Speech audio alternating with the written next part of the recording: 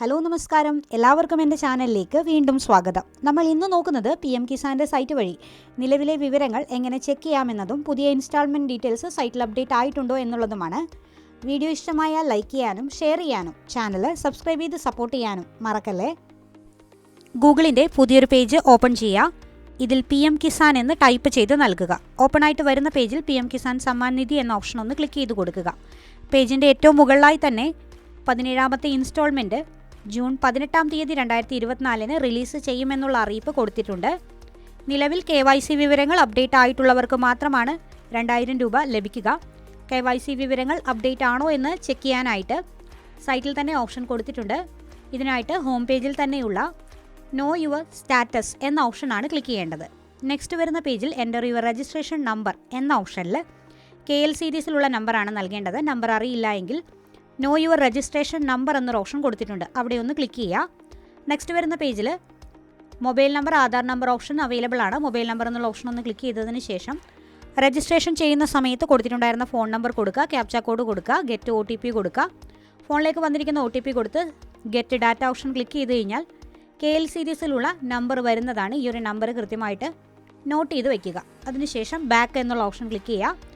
Home പേജിലേക്ക് തന്നെ വീണ്ടും വരുന്നതാണ്. വീണ്ടും no your status option click ചെയ്യുക. വീണ്ടും വരുന്ന പേജിൽ എൻ്റർ രജിസ്ട്രേഷൻ നമ്പർ എന്നുള്ള ഓപ്ഷനിൽ രജിസ്ട്രേഷൻ നമ്പർ കൊടുക്കുക. സൈറ്റിൽ വന്നിരിക്കുന്ന ക്യാപ്ച കോഡ് വീണ്ടും ഒന്നും കൂടി കറക്റ്റായിട്ട് എൻ്റർ ചെയ്ത് കൊടുത്തതിന് ശേഷം ഗെറ്റ് OTP എന്ന ഓപ്ഷൻ ക്ലിക്ക് ചെയ്യുക. വീണ്ടും PM കിസാൻ്റെ സൈറ്റിൽ ഓൾറെഡി കൊടുത്തിട്ടുണ്ടായിരുന്ന ഫോൺ നമ്പറിലേക്ക് OTP മെസ്സേജ് വരുന്നതാണ്. 4 ഡിജിറ്റ് കോഡാണ് വരുന്നത്.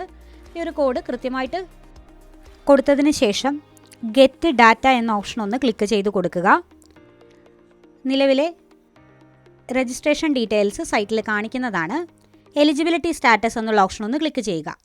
Land seeding, eKYC, bank account, Aadhaar seeding ഈ മൂന്നിലും എസ് എന്ന് കൊടുത്ത് പച്ചക്കളർ ടിക്ക് മാർക്കാണ് വന്നിരിക്കുന്നതെങ്കിൽ KYC അപ്ഡേറ്റഡ് ആണ്.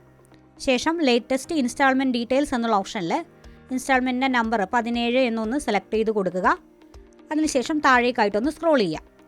ഈ സമയത്ത് FTO പ്രോസസ്ഡ് എന്നുള്ള ഓപ്ഷനിൽ യെസ് എന്നാണ് വന്നിരിക്കുന്നതെങ്കിൽ എമൗണ്ട് ലഭിക്കുന്നതാണ്. അതായത് KYC വിവരങ്ങൾ അപ്ഡേറ്റ് ആയതുകൊണ്ട് തന്നെ എമൗണ്ട് അക്കൗണ്ടിലേക്ക് ക്രെഡിറ്റ് ആവുന്നതാണ്.